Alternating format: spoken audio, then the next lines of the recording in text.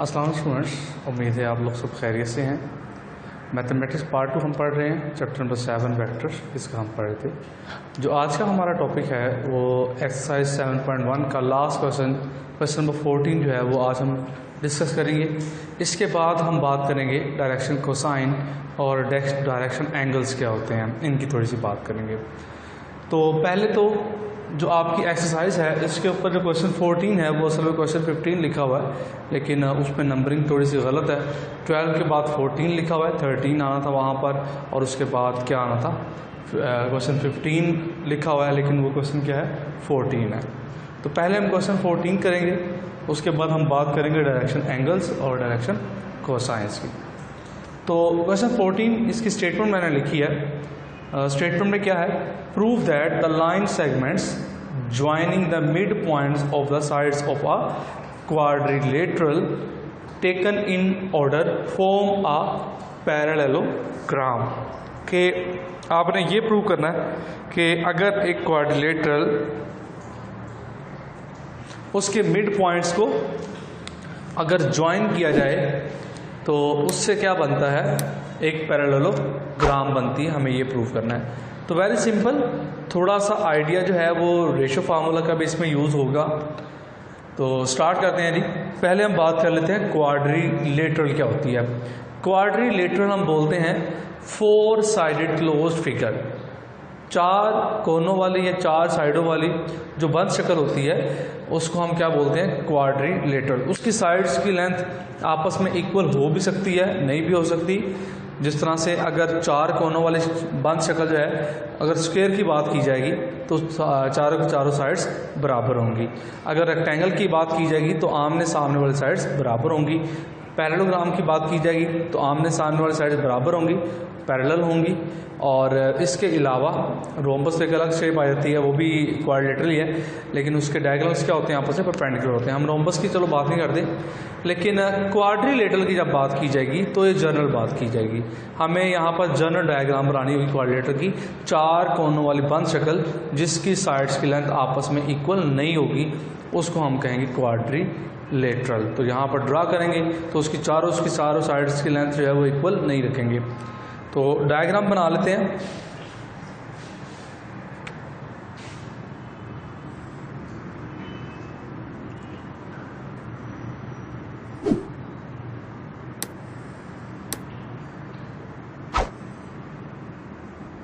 लें जी, ये एक क्वाड्रिलेटरल बना ली मैंने। इसका नाम रख देते हैं, इसका हम नाम रख देते हैं ABCD, ABCD। इसमें 4 पॉइंट्स हैं। इन चारों पॉइंट्स के जो पोजीशन वेक्टर हैं हम उसी हिसाब से कह देते हैं। ये A पॉइंट है, इसका पोजीशन वेक्टर स्मॉल a कह देते हैं। ये B है, इसका पोजीशन वेक्टर स्मॉल b का नाम दे देते हैं उसे। C है, इसका पोजीशन वेक्टर स्मॉल c का नाम दे देते हैं। और D है तो इसका पोजीशन वेक्टर हम क्या नाम दे देते हैं, स्मॉल d का नाम दे देते हैं। हमें प्रूव ये करना है कि ये अगर क्वाड्रिलेटरल है तो इसके मिड पॉइंट्स देखें जी, ये DC का मिड पॉइंट ये होगा, और AD का मिड पॉइंट हम ये कह देते हैं, AB का मिड पॉइंट ये कह देते हैं, और BC का मिड पॉइंट जो है वो क्या कह देते हैं, E कह देते हैं। तो इससे हम E कह देते हैं, इसे हम F कह देते हैं, इसे हम G कह देते हैं, और इसे हम H कह देते हैं। क्योंकि ये मिड पॉइंट्स हैं तो रेशो फार्मूला से हम इनके पोजीशन वेक्टर फाइंड कर सकते हैं। कैसे, कि जिनके मिड पॉइंट्स हैं आप उनके पोजीशन वेक्टर को ऐड करोगे और 2 पे डिवाइड करोगे, तो इस तरह से जो मिड पॉइंट है उसका पोजीशन वेक्टर आ जाएगा। तो हम यही काम अब करते हैं। अगर हमें F पॉइंट का अगर पोजीशन वेक्टर चाहिए तो किसका मिड पॉइंट है, C और B का, तो आएगा B प्लस C डिवाइड किस पे करेंगे, 2 पे, इस तरह से। E पॉइंट निकालना है तो ये किसका मिड पॉइंट है, A और B का, तो ये आएगा A vector plus B vector over क्या आ जाएगा 2 आ जाएगा। अगर h का मिड पॉइंट निकालना है तो वेरी सिंपल, h किसका मिड पॉइंट है, ए डी का, तो ये आएगा A vector plus D vector over 2 आएगा। और जी पॉइंट का पोजीशन वेक्टर निकालना भी बहुत आसान है, क्योंकि जी जो है वो मिड पॉइंट है डी सी लाइन का, तो यहाँ पर आएगा D vector plus C vector और नीचे क्या आ जाएगा 2 आ जाएगा। तो इस तरह से हमने क्या किया, एक क्वाड्रिलेटरल बनाई है, इसको मैं थोड़ा सा रिपीट कर देता हूँ। एक क्वाड्रिलेटरल बनाई है, उसका नाम मैंने रखा है ए बी सी डी। अब उनके पोजीशन वेक्टर मैंने लिख लिए, ए का स्मॉल ए, बी का स्मॉल बी, सी का स्मॉल सी और डी का स्मॉल डी। तो उसके बाद क्या किया हमने, जब ये क्वाड्रिलेटरल बना लिया है, इनकी साइड्स के मिड पॉइंट निकाले। एच जो ई है वो मिड पॉइंट ए बी का है, बी सी का मिड पॉइंट एफ है, जी जो है वो डी सी का मिड पॉइंट है और एच जो है वो किसका है, ए डी का मिड पॉइंट है। अब इन मिड पॉइंट्स के हमें पोजीशन वेक्टर भी बनाने पड़ेंगे। पोजीशन वेक्टर कैसे बनाएंगे, बाय यूजिंग रेशियो फार्मूला, के जिन का ये मिड पॉइंट है उनके पोजीशन वेक्टर को आप ऐड करें, 2 पे डिवाइड कर दें, मतलब कि बी सी में B और C वेक्टर यूज़ हो रहा है, तो आपने F का अगर पोजीशन वेक्टर निकालना है तो B और C को ऐड करेंगे, 2 पे डिवाइड कर देंगे। तो इस तरह से हम इसको, ये हमारे पास डायग्राम बन गई। अब हमें ये प्रूव करना है कि EFGH की मदद से एक पैरेललोग्राम बनती है। पैरेललोग्राम किस तरह बनेगी,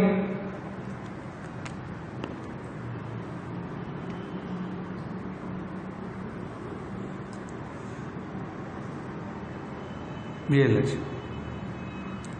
एक पैरेललोग्राम बनेगा, लेकिन उसको चेक करने का तरीका क्या होगा, ई एफ की लेंथ किसके इक्वल आना चाहिए, एच जी के, और ई एच की लेंथ किसके इक्वल आना चाहिए, एफ जी के। तो यही काम हमें सिर्फ करना है यहां पर।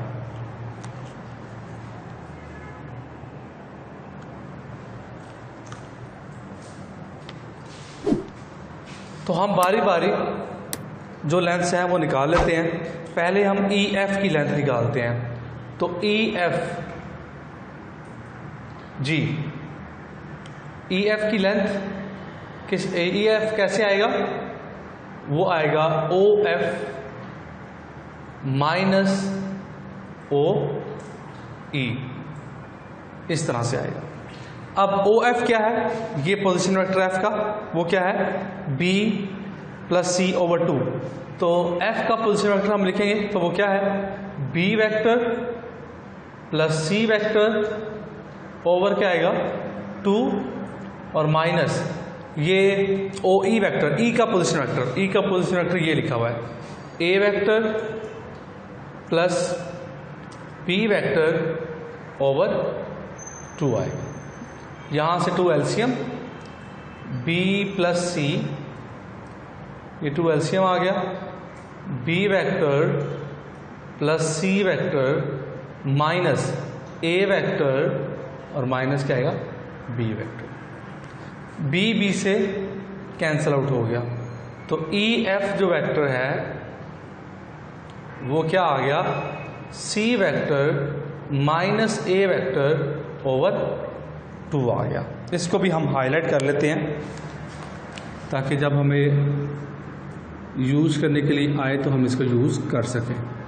उसके बाद अब ई एफ निकल आया, उसके सामने वाली साइड क्या है, एच जी। तो अब हम एच जी को भी निकाल लेते हैं। तो एच जी कैसे आएगा, एच जी आएगा ओ जी, मतलब जी का position vector minus O H, H का पोजीशन वेक्टर जी। जी का पोजीशन वेक्टर क्या है, वो यहाँ पर लिखा हुआ है, जी का पोजीशन वेक्टर ये लिखा हुआ है, D plus C over 2 minus H का पोजीशन वेक्टर, एच का पोजीशन वेक्टर ये लिखा हुआ है, A plus D over 2, A vector plus D vector over 2।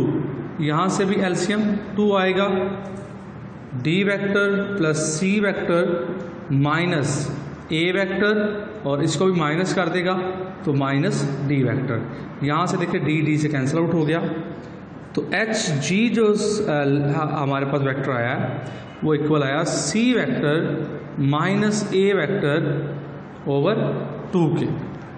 तो ये एच आ गया।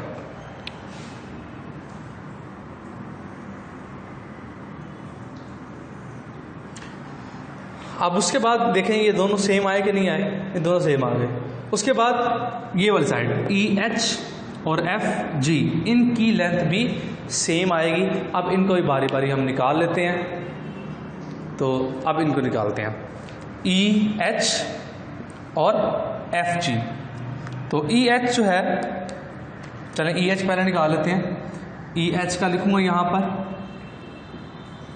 तो क्या आएगा ओ एच माइनस ओ ई, ये आएगा। तो अब वैल्यू जरा पुट कर देते हैं।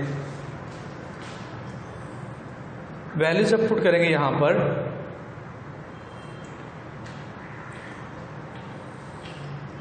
तो क्या आएंगी values? E H will be equal to G O H मतलब एच का पोजीशन वेक्टर, एच का पोजीशन वेक्टर ये लिखा हुआ है ए प्लस डी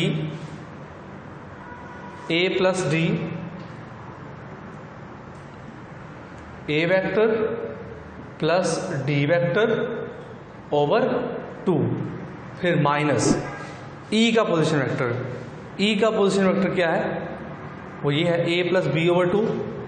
तो A vector plus B vector over 2।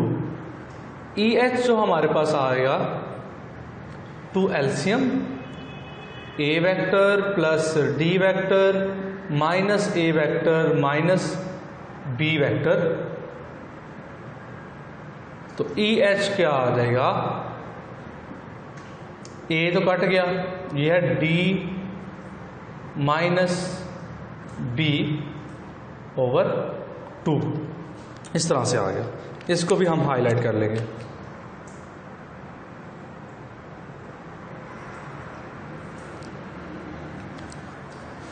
उसके बाद लास्ट साइड जो रह गया वो एफ जी रह गई है, तो एफ जी को भी हम निकाल लेते हैं। तो कैसे आएगा? ओ जी माइनस ओ एफ। ओ जी, जी का position vector, where is G position vector? D plus C over 2, D plus C over 2। और एफ का पोजीशन वेक्टर, एफ का पोजीशन वेक्टर बी प्लस सी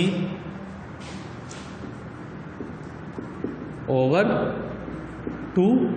तो 2 यहां से एलसीएम, तो डी वेक्टर प्लस सी vector minus B vector minus C vector, C से cancel out, और ये एफ जी वेक्टर क्या आ जाएगा? D vector minus B vector over 2 आएगा। तो ये आ गया एफ जी। तो आप यहां पर लिखेंगे हेंस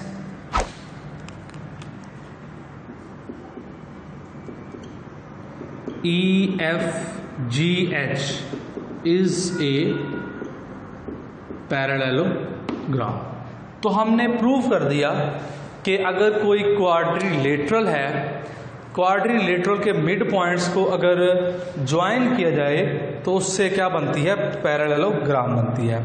अब क्वेश्चन को अटेम्प्ट कैसे करना है? पहले आप लिखेंगे कि यहाँ पर आप लिख लें कि A B C D is a quadrilateral, ये quadrilateral A B C D. जो ई मिड पॉइंट है, E is the mid point of A B,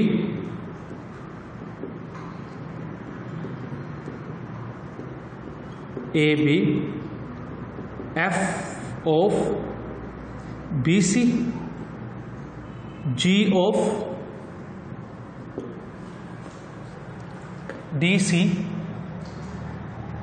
and H of A D. ये आप शुरू में लिख देंगे। तो अब इनको मिलाने से क्या बनती है, एक पैरेललोग्राम बनती है। पैरेललोग्राम को देखने के लिए सिर्फ यही आपको बात उस पर चेक करनी पड़ती है कि आया कि आमने सामने वाली साइड्स आपस में इक्वल आती हैं कि नहीं आती। तो देख लें कि आमने सामने वाली साइड्स इक्वल हैं, तो इसलिए ये क्या है, पैरेललोग्राम है। और ये सिंबल जो है ये पैरेललोग्राम का होता है, इसलिए हम इसको पैरेललोग्राम के लिए यूज़ करते हैं इसको। नेक्स्ट जो हमारा लेक्चर है, वो जो हमारा टॉपिक है, इसका पार्ट दूसरा, डायरेक्शन एंगल्स और डायरेक्शन कोसाइंस क्या होते हैं, हम इनकी बात करते हैं। यहाँ पर लिख लेते हैं, अपने टॉपिक का नाम लिख लेते हैं जी, direction angles and direction cosines. Very easy concept. तो इसके लिए हम इसको थोड़ा सा डिफाइन कर लेते हैं। यहाँ से यहाँ पर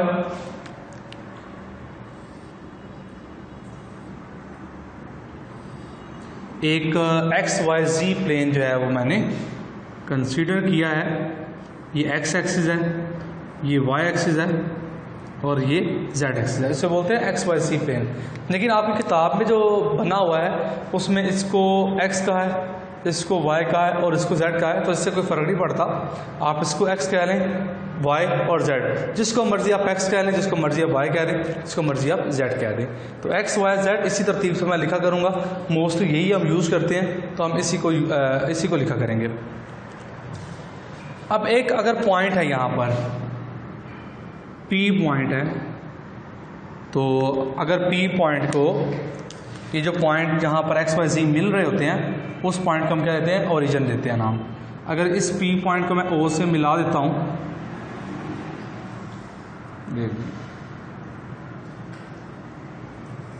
अगर P पॉइंट को हम O से मिला देते हैं तो इसका ये पोजीशन वेक्टर होगा OP, और इस पोजीशन वेक्टर को हम नाम दे देते हैं R का।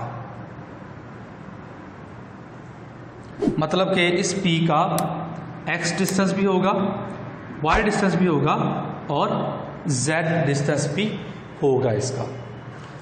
तो जो इसका इस पोजीशन वेक्टर का एंगल X एक्सिस के साथ बन रहा है, उस एंगल को मैं नाम दे देता हूं अल्फा का, और जो एंगल इसका Y एक्सिस के साथ बन रहा है, उस एंगल को मैं नाम दे देता हूं बीटा का, और जो एंगल इसका Z एक्सिस से बन रहा है, उस एंगल को मैं नाम दे देता हूं गैमा का।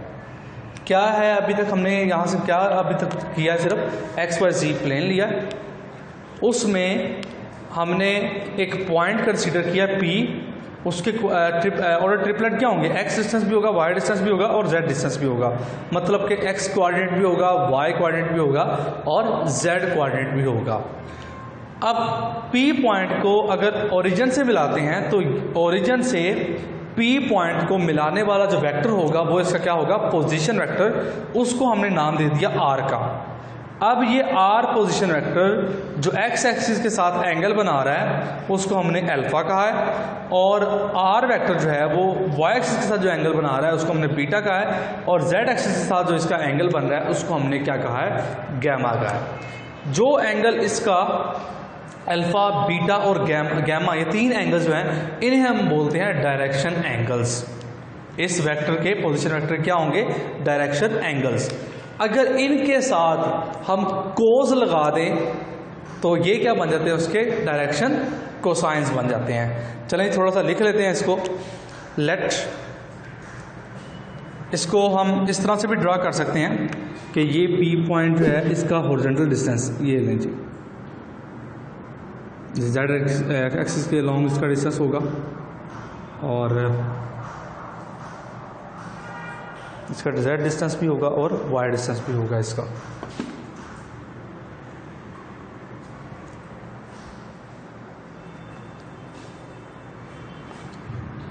ये इसका X डिस्टेंस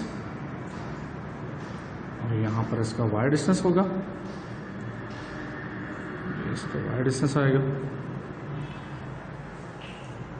और ये इसका क्या होगा, जेड डिस्टेंस होगा।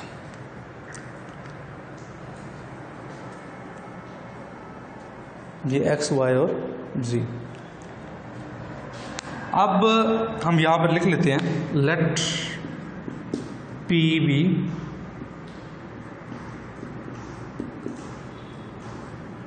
पी एनी पॉइंट, पी हमारे पास कोई पॉइंट है,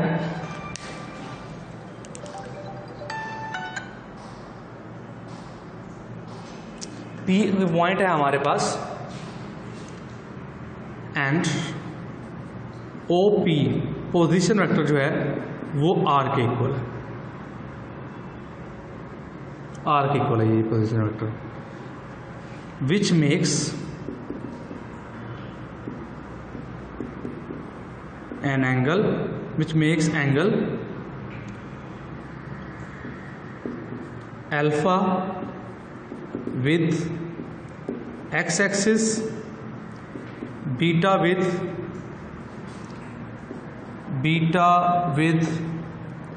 y-axis and gamma with z-axis.